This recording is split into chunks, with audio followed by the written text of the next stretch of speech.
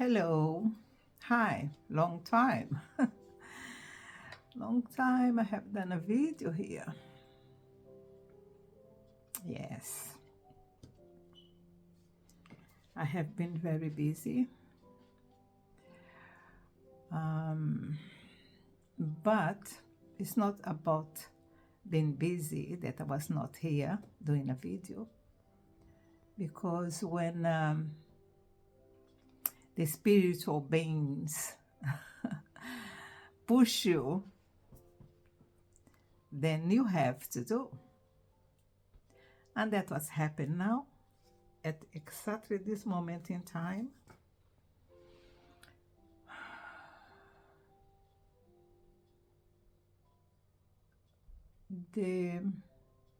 My angels and my guides has been pushing me to not just speak here or give any statement, but actually they are pushing me to say some things and prepare the way for the not very nice changes that is going to happen. I have been delaying this, but now I can't delay anymore. You know by experience that, and from previous videos that I done for about 4 to 5 years ago, I started talking about changes 2017, 2018. But the changes I was expecting was not the one that came. Anyway, you had what you had on 2019, 2020, 2021. We're forbidden to do a lot of things. And that was not what I was expecting to happen, to be honest with you. Even the spiritual beings has been preventing me and telling me by some out-of-body experiences that something would not be the way I was thinking. Even then, I thought it was, I didn't give the right interpretation to my intuitions and my dreams and my out-of-body experiences. Because I was with my brain and my mind in a positive paradise changes. And I forgot. I really forgot that you are in a planet of trials and challenges. I did forget about it. I was trying to make Earth a paradise. And Earth, as it is, will never be a paradise. Not the one you are dreaming of and for. And I'm going to explain to you now why this is not going to be possible in the way it is. And then you are going to go back 2,000 years ago and understand what the prophet John, not John the Baptist, John the disciple, when he had the revelation of Apocalypse, okay, the revelation of the last days, He said that he was standing on a new world.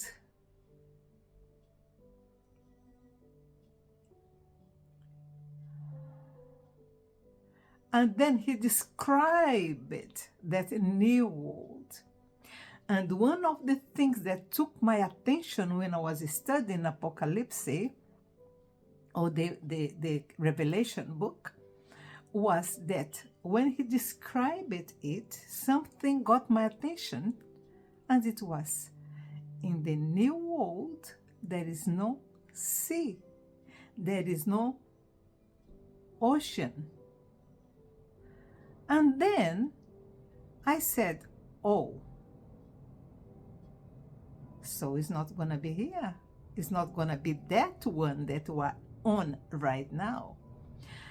And I thought, what is going to be about the whales and the dolphins? Okay, and I said, okay, if there is no ocean in there, there is no sea in there,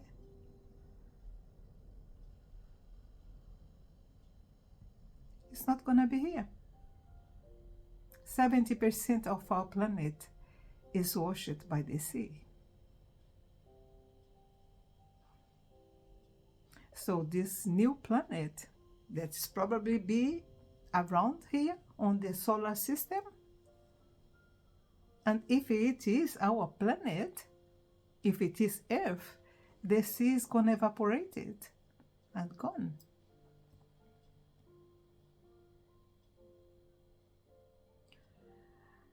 And then I decided to make a very big study about civilization and why it will not be possible from Earth as it is now to be a paradise. So I started studying about the old civilizations, rise and fall of old civilizations. And when I was studying it, going from Egyptian time, that was the longest domination. Yeah, they were up to the top for about 5,000 years. It's a long time. Okay, the start of the Egyptians was after the Mesopotamian domination, but Mesopotamian didn't go to Egyptian side. They were apart. They were growing apart. Egyptian were one side, Mesopotamic by other side. Okay, but at the end, Egyptians dominated because Egyptians were very clever. They took the new technology of the Mesopotamic people and make it better. So the Mesopotamic civilization was the one to discover, for example, the well. Okay, they were the one to make the first carriages, or the first what's the name of these things that the kings this I think is like carriages, really. So they were the one to invent it well, and then the Egyptians took the idea and make it better, you know. So that's why they were very clever, and they did develop a lot the constructions and, you know, the technology of architecture. So they were very good, and the medicine and a lot of things, science, medicine, and they studied a lot of the skies and the, you know, astronomy and astrology. So they were very great in everything. So they dominated the planet for a long time. And then, because in the beginning, Egyptians were not try to expand the territory. They were not into it. But after, when the other people start to try, the Mesopotamic inclusive, trying to conquer them, so then they learn how to conquer others. So yeah. So they were great. Egyptians were great. And they bring a lot of new technology and new discoveries. So yeah, they were very great. But then came the Assyrians, and the Assyrians were not very nice people. They were very cruel. Between Egyptian time and Assyrian time, there came another people. They were called the Sea people. Until today, they don't discover who were these Sea people, where they came from. Probably they think they came from the islands on the Mediterranean Sea by Europe, by that part of Europe. So they were white people, but they were very cruel. So when they came, it was a rampage of destruction, and I'm not going to say some words here, otherwise my video is going to be cut off. So when the Sea people came, they didn't manage to conquer Egypt. They don't, because Egyptians were very strong and built barriers, and they were expecting them. When they heard about them, they expect them, so they didn't manage to conquer Egypt. But they conquered the whole area of Mediterranean. And they killed and they destroyed, and they were very cruel. They didn't left anything. But they like a place today called Gaza. So some of them established themselves in there, and then they turned to be the Philippines.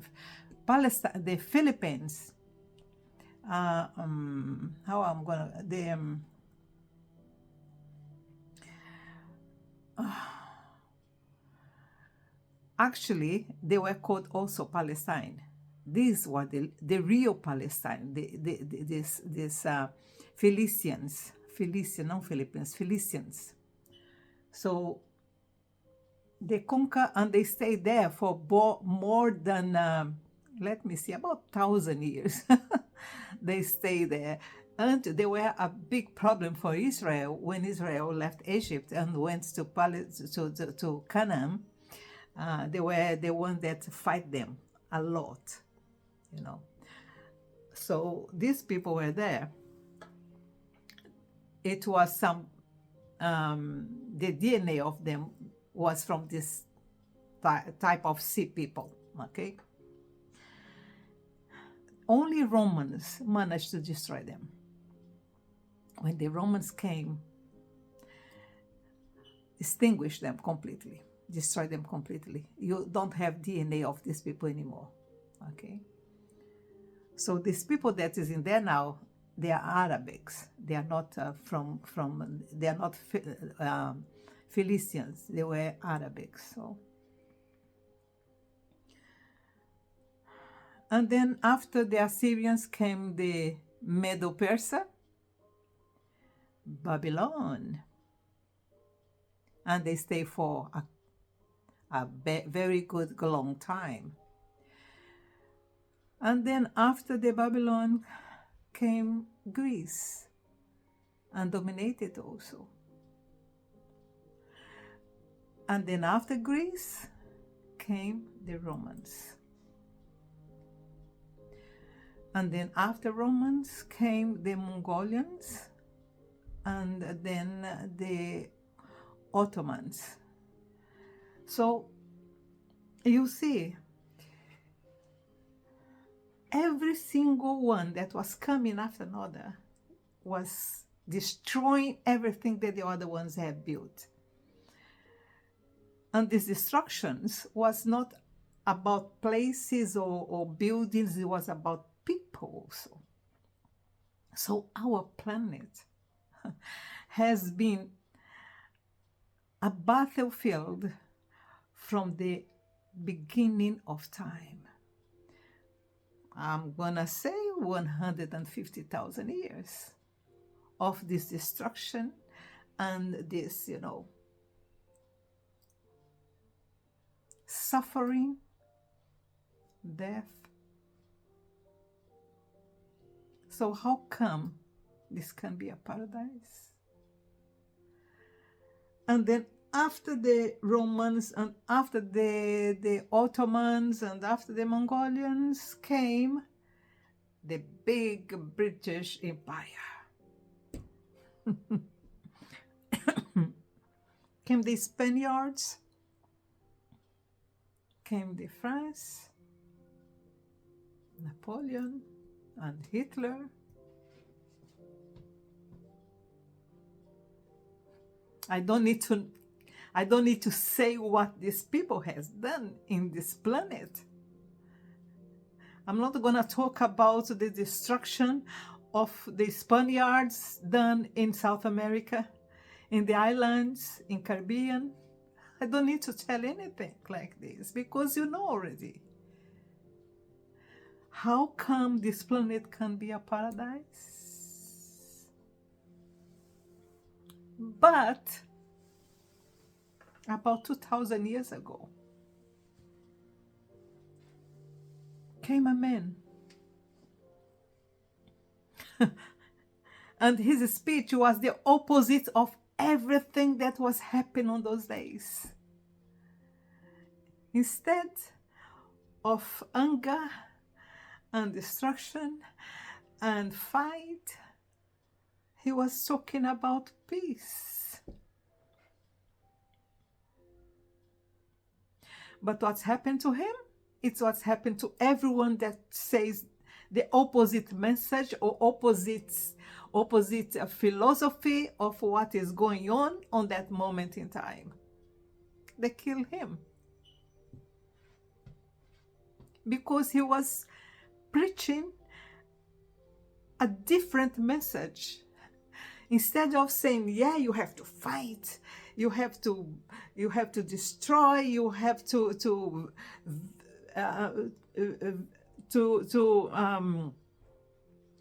be vindictive, he was saying, no, you have to forgive. That was not the message they was expecting to hear from someone that came to establish a new dominion. No. The language these people knew then was fight, fight, fight.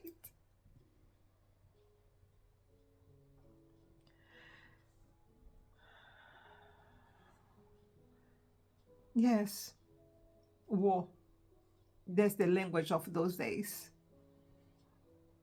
To enslave the other one, to conquer and slave. Make them do what you want to do, them to do. And when this man came, he said the opposite. So they didn't like his message.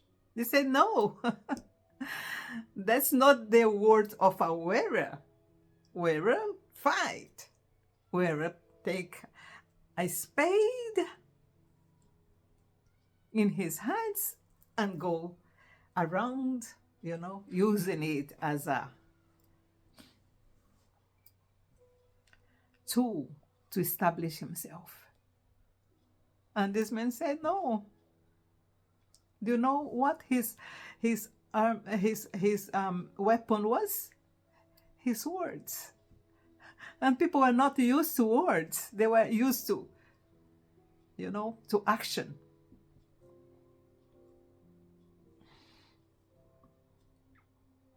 And today you are living exactly in the same energy. Nothing changed from 1,050 years ago. Our planet is still the same. Our planet is still the same. The weapon in the hands and try to subjugate, try to enslave the other one. You are not different. There is no difference between now and the Mongolian time. There is nothing different from now to the Ottoman time. Actually, the Ottomans trying to come back again, don't they? Yeah, Turkey is trying to. The Ottoman is trying to establish themselves. And the Medo-Persia also trying to establish themselves again. Only people that's not trying to do anything is the Egyptians because they don't have power to do it.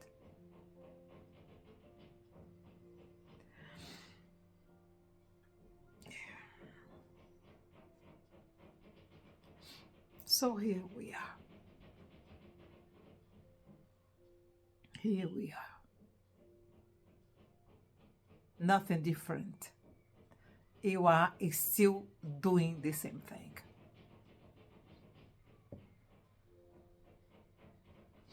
But this man that was born 2,000 years ago left a message, and this message is still alive today. It's still alive in my heart and still alive in your heart. And the book of Matthew, chapter 5, is the base, is the root for his message. His message was about peace, forgiveness, and love.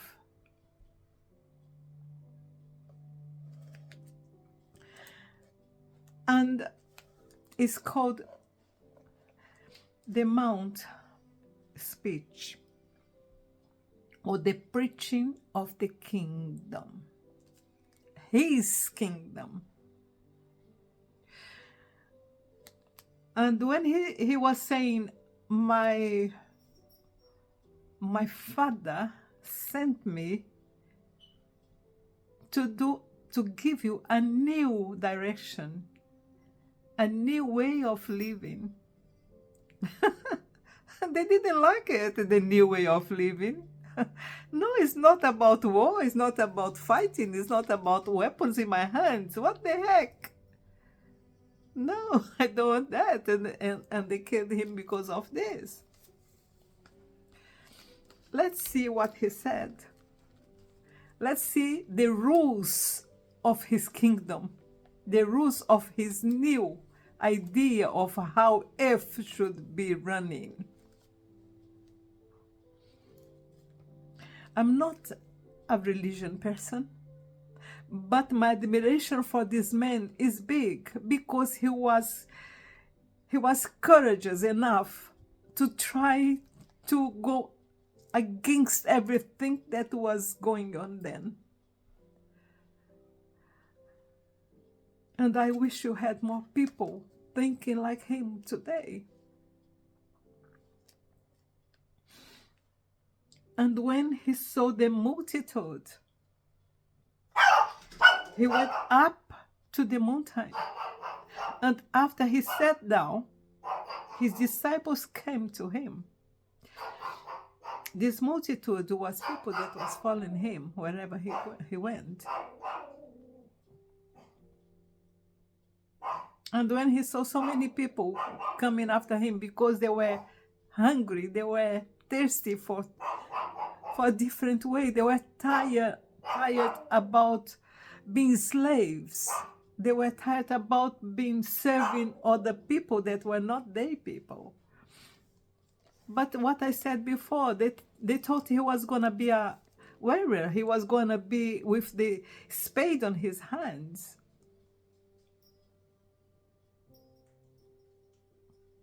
But when he said that, they said, what the heck, what's going on here? That's not the message is around. It's not what is in the media. It was not what is in the streets. And opening his mouth, he began to teach them, saying, blessed are the poor. What people goes after? What they want? Money, money, money, money. They want to be rich. And what he said here? Blessed are the poor in spirit. The feeling of being okay. I'm not that great. I'm just a human being.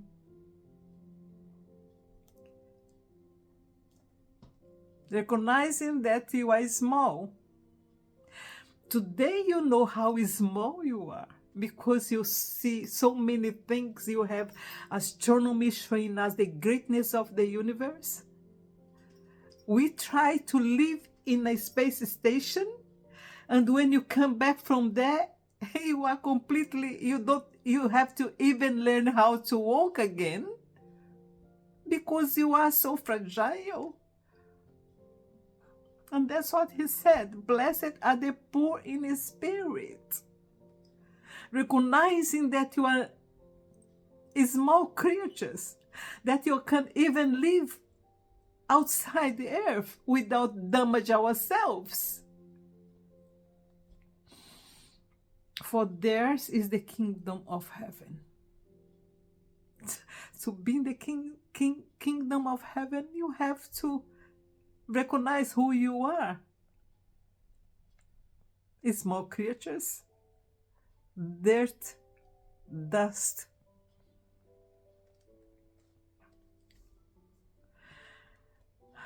Verse 4. Blessed are those who mourn. Blessed are those who cry and mourn, for they shall be comforted. It's not the one that wins the battle. No, it's the one that loses the battle. Do you understand that? Do you understand why they kill him? Because that was not the reality of those days, and he was telling completely opposite what was going on there. We are coming to his anniversary of death again.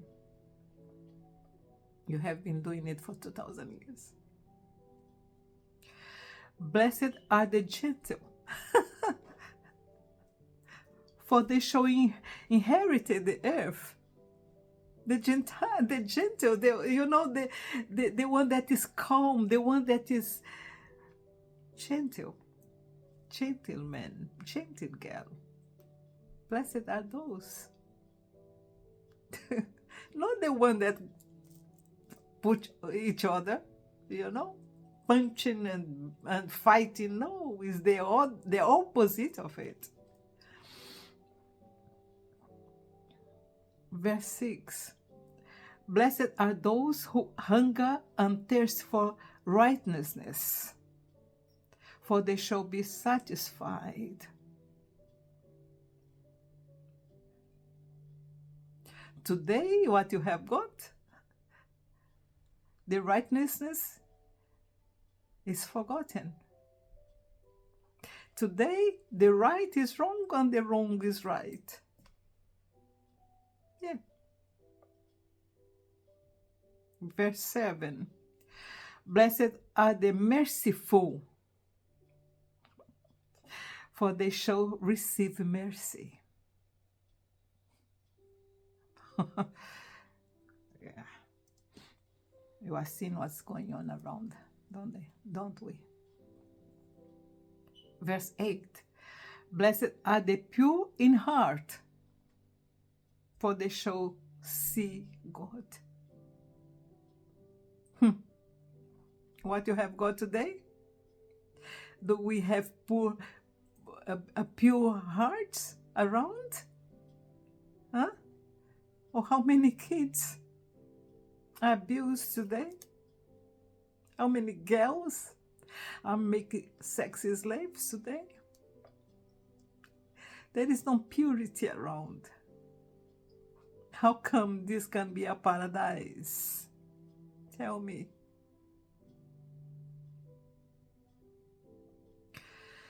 Verse 9. Blessed are the peacemakers, for they shall be called sons of God.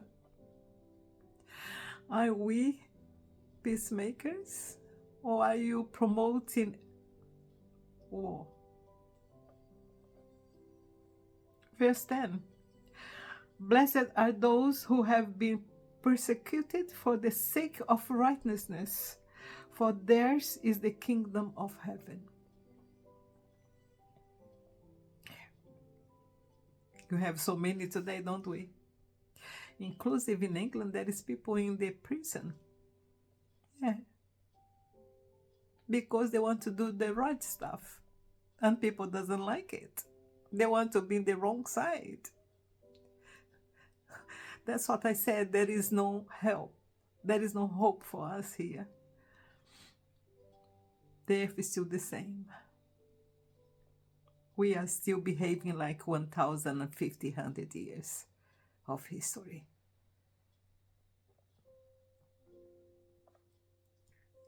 Verse 11. Blessed are you when men cast insults at you and persecute you and say all kinds of evil against you falsely on account of me.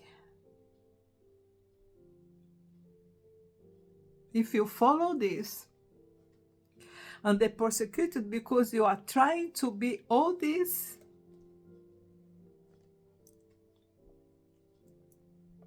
he said, verse 12, rejoice and be glad, for your reward in heaven is great. Don't expect rewards here, the rewards in his kingdom. For so they persecuted the prophets who were here before you. Yeah. I need to study prophets with you guys. Oh, you're going to be amazed. You're going to be amazed.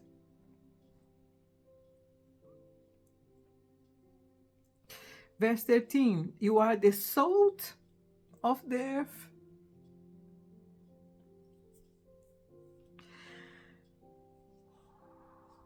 Are you the salt of earth? Are you following all this? You are the salt of earth, but if the salt has become tasteless, how will it be made salt again? It is good for nothing anymore, except to thrown out and trampled underfoot by men. You are the light of the world. A city set on hills cannot be hidden. Oh, yeah. Are you a lighthouse in this planet? I have been talking to lighthouses here. Are you? You are the light. We are the salt and you are the light. You are the light of the world. A city set on a hill cannot be hidden. So we are men enough to set a city in light, you're not going to be hiding. So everyone has to see this light. Nor do men light a lamp and put it under the thick measure, but on the lampstand, and it gives light to all who are in the house. Let your light shine before men in such a way that they may see your good work and glorify your Father who is in heaven. So, this is the base.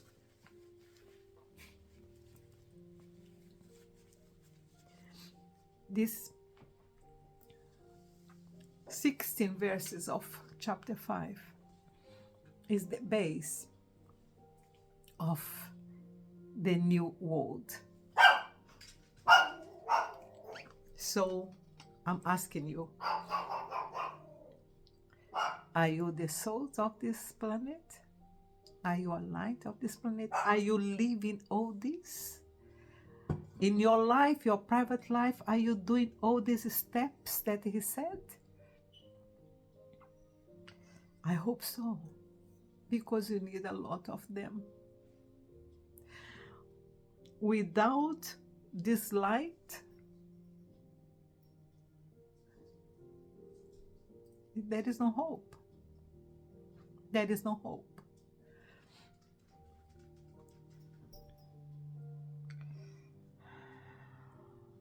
If you continuing on the path that you are going, like Egyptians, like Assyrians, like Medo-Persas, like Mongolians, like Ottomans, like Romans, like United Kingdom, like Spaniards, like Russians, like Germans, going around destroying and destroying and destroying. This will never be a paradise.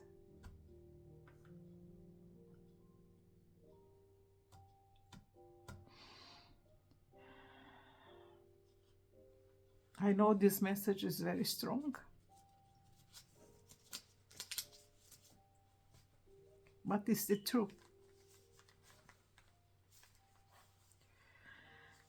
And until Passover or Easter, you're going to be talking about this man and his messages and his words.